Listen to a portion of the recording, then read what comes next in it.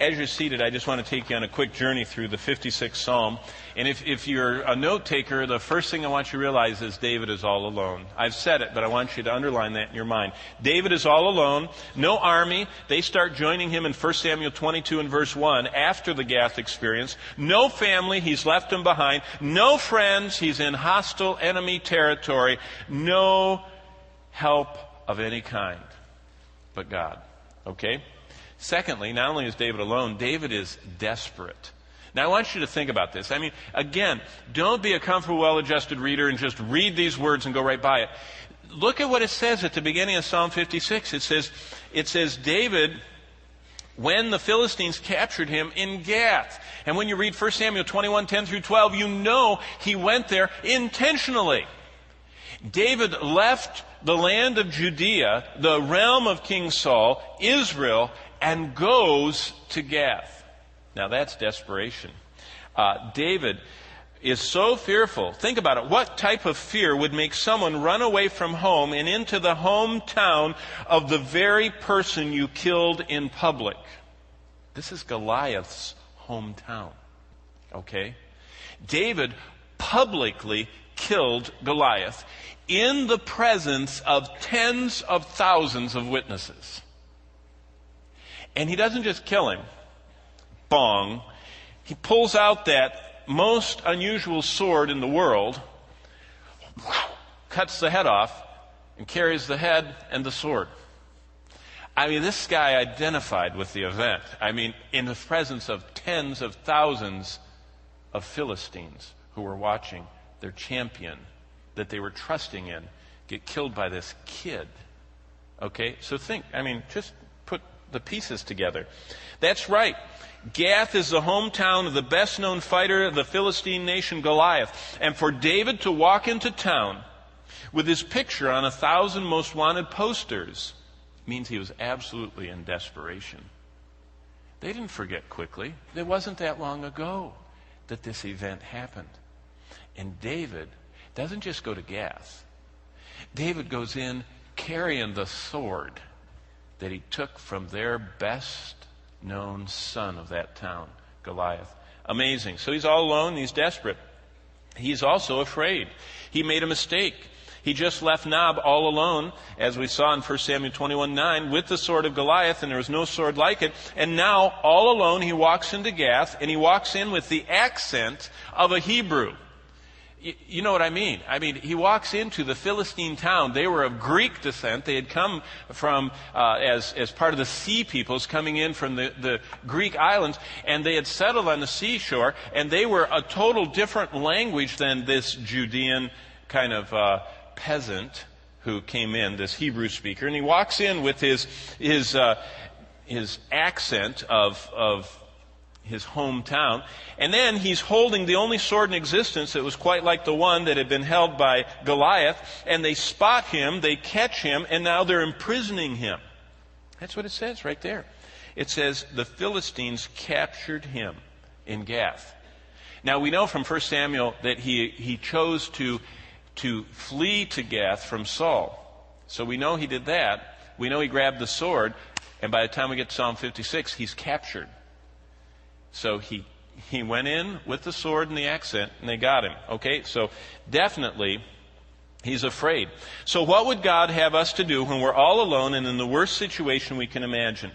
Well, look back at the tune. Now remember, David wrote this, and most Bible commentators feel that this is actually written from his time of captivity while he is there in this whatever jail they had him in. What would God have us to do? Well, the tune says, set to the silent dove in distant lands. In Psalm 55, if you back up, look at Psalm 55 and verse 6. That gives you a little clue on the dove thing. Now remember, don't ever, I mean, if you read the dove in distant lands, that is not there by accident. It's not like they needed some more space to use a little more ink up in the Bible.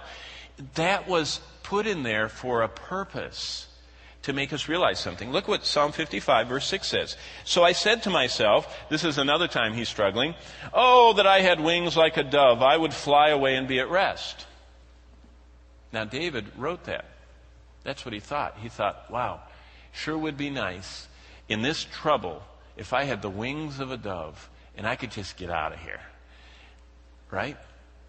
Now, why did he say in Psalm 56 that this 56th Psalm is like set to the tune of a dove in a distant land? Because the dove has its wings clipped. He is actually unable to fly away. He's captured. And I want you to think about something. What is better than having dove's wings and escape from your problems? What's better is to know that the one that created the doves is with you. See, that's the land that he's in, this distant land where he can't escape. And what he discovers in the 56th Psalm is that rather than try and escape my problem, the God who made the dove, the God who could give me wings and I could escape, has taught me that it's better to have him with me than to get out of this problem. Do you know what real victory is? Not escaping all of our problems in life. Not evading every difficult situation we could possibly evade in life. The greatest triumph in life is glorifying God as we go through that difficult situation. That's exactly what David does. He seeks God. What's better than the wings of a dove in a situation like this when you're all alone? Better than a dove or its wings is the God who made the dove, and that's where David goes. He cries out to him 4 times. In 3 verses, he cries out to him. Look at verse 4. He says this, "In God, I will praise his word. I put my trust. I won't fear. God, I'm coming to you." Look at verse 10. "In God, you are the one. In the Lord I will praise." Verse 11, "In God I put my trust." He's cried out to Elohim. He actually uses the word for God that is the creator God of Genesis 1 and 2. And he says, "You who created the dove that I long for wings of to get out of here, I cry out to you in my problems." He cried out to God for help. He remembered his closeness in this alone time. By the way, Psalm 56 is a really popular psalm. Did you know that? It's quoted extensively, beautifully in the New Testament, little pieces of it. In fact, I read this psalm regularly when I visit people in the hospital. Many of you that have been in the hospital, I've read portions of this psalm too. I always tell people this is a psalm that our coinage gets, the little "In God we trust" is from Psalm 56. If the ACLU actually knew that was a quote from the Bible, they'd probably ban it today. It's bad enough that it's God, but let alone it's a quotation from the Bible, But that's the truth. And he remembered the closeness of God in his alone time. Psalm 56 is quoted by the writer of Hebrews in Hebrews 13:6. Actually, Hebrews 13:6 quotes from verse 4 and verse 11. Also, Paul in Romans 8:31 quotes verse 9, but the best one is Jesus quoting the ending of this verse. Look at verse 13 of Psalm 56. Do you see what the very last? It says, "I will walk before God in the light of the living." And that construction is exactly parallel to John 8:12 when Jesus said, "I am the light of the world, and he that follows me shall not walk in darkness, but shall have," in the English says, "the light of life." But literally it says, "walking in the light of the living." And it's exactly a quotation from the 56th Psalm, the 13th verse. So even Jesus spoke of this. He says, "You'll have the light of life."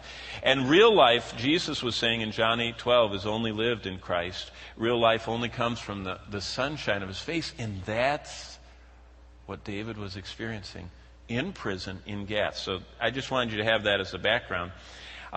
Again, look at the tears in the bottle part in verse 8.